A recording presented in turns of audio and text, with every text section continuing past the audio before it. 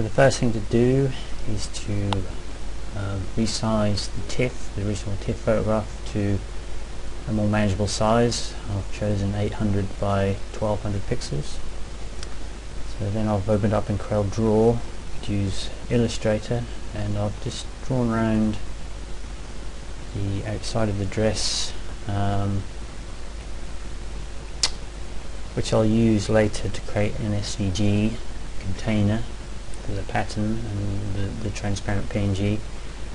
But now we can use it to create a mask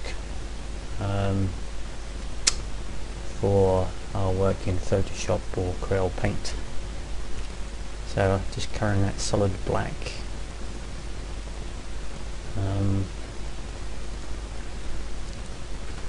Delete the original background image.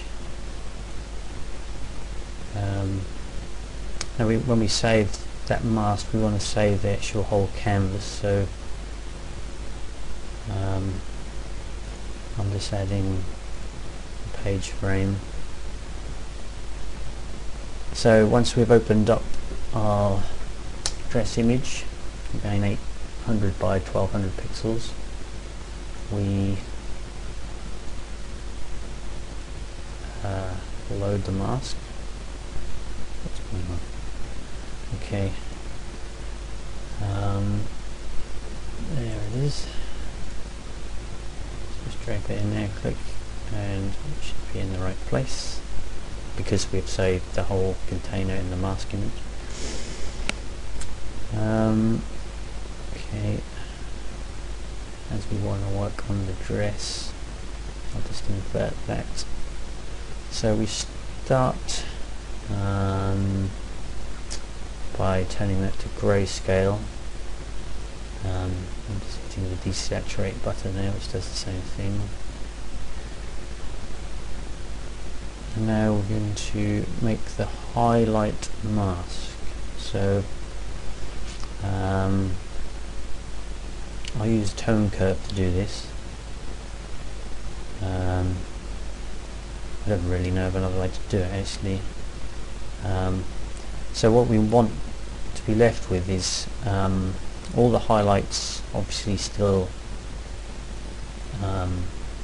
in white, which will be opaque, but we want to lose everything from sort of mid-range grey upwards. So everything from mid-range grey and darker will become black. So you see we're just left with the detail of the highlight. So something like that is about right, I would say.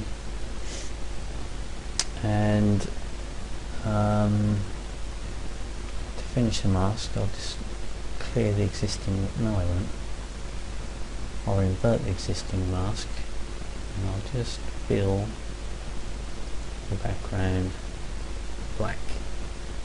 Get rid of that, and you see we have our highlight mask. Just see around the edge, this little fine hairline. That will be, it's not a problem, we can just leave that. Actually the SVG container which this image will appear in will finish exactly on that line, and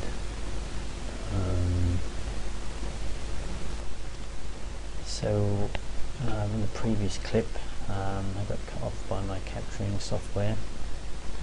I'm now using Camtasia Studio, which should give me an unlimited length of video. So we created the shadow mask. The last step there, which wasn't included, was just saving the image just as a PNG. It could be anything actually, I think. So now we're going to create the highlight mask. So we start again by desaturating the image. Don't know if there was a change there. Maybe it was already desaturated. I just used my back button. Maybe I didn't go far back enough. So my undo button, sorry. So now like that. So the shadows in this image aren't very strong, so we're just going to strengthen them by making them brighter, because this is a negative. So you can do that two ways. In Corel you can increase the intensity, which leaves the darks dark and just increases the light end of the spectrum. Or we can use our friend the tone curve, which does effectively the same thing. So now previously I got these are the actual shadows. The cursor is now white. I think that was probably too, so the shadow would appear black. That was probably too strong, so this time we're going to leave them not quite so bright. Then use the tone curve again to go the other direction.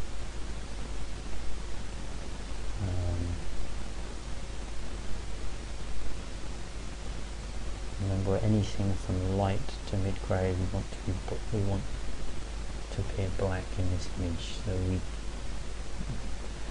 we are trying to lose all the information from mid-grey to white.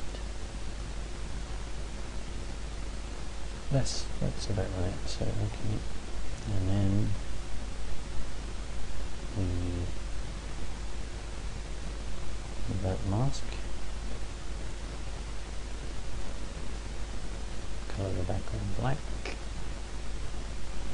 lose the mask, and that there is our shadow mask. Oh, then there's one final thing we need to do to this shadow mask. Just stick, well, this is my method, putting a 1 pixel white border around the whole image. Now this ensures everything lines up correctly when we come to apply the mask to our black layer. If we don't put that white border on, then Corel just grabs,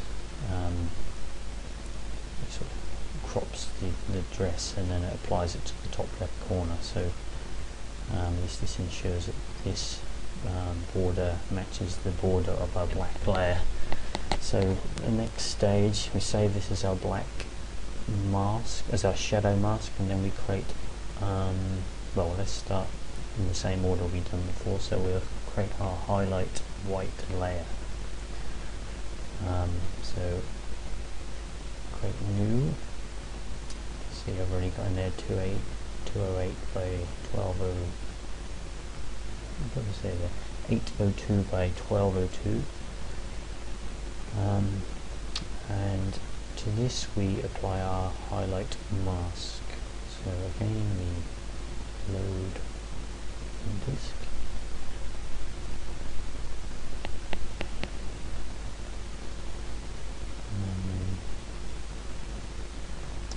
We go dress highlight mask.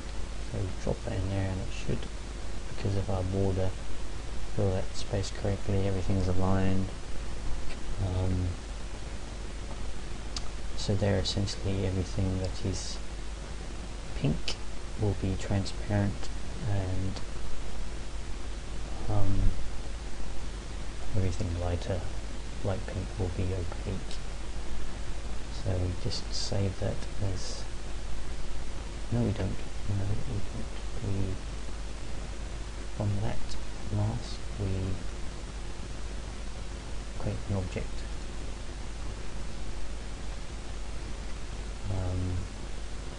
So we're basically creating a new layer from that,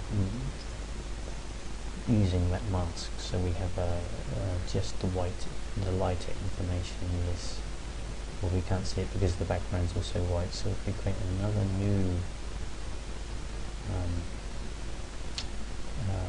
file with no background,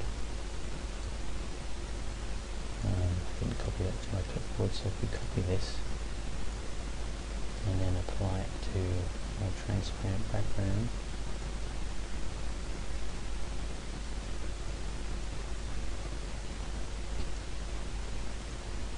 There it is. You can just see the highlights on there. Okay, so now we create our black layer, or black object really. So this time we have black in the background. And to this we apply our shadow mask. Good.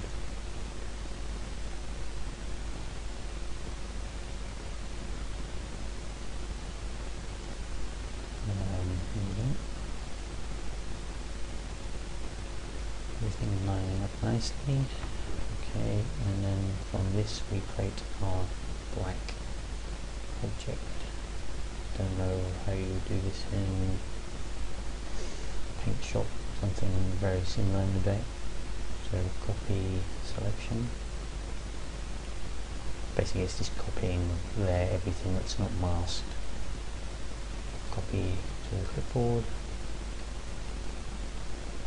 and paste underneath it. So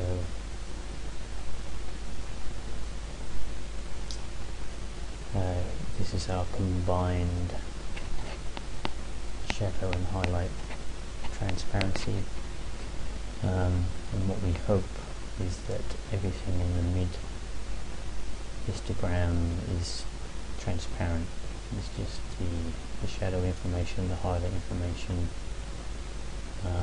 becoming more and more transparent as it approaches mid-grey, and that just allows the colours of the pattern underneath to shine through. Now, after a quick edit to the video, we have magically appeared in Corel Photo Paint X5. I found when I tried to save the PNG in Corel 12 that it wouldn't allow me to save a transparent background. But in X5, and I know in Photoshop you can do this. So this is where we were. We had highlight layer, shadow layer. For some reason in X5 it doesn't, you can't see the highlight layer, although it's there. You see it when the image is finally saved. And also the shadow area was also very, it's almost as if it's had another transparency applied to it, but let's not worry about that now. So the next step would be to combine the layers together, and then we can save as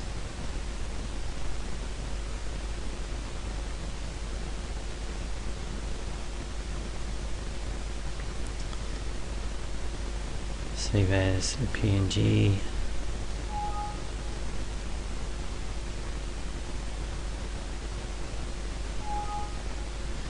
Get this message, you may get it in Photoshop, just ignore it.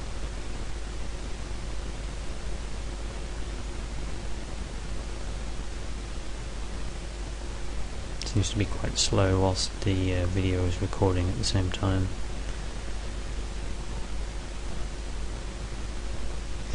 Okay, so we see in the preview there that everything is as it should be. Transparency background ticked, and there we have our transparency. Okay.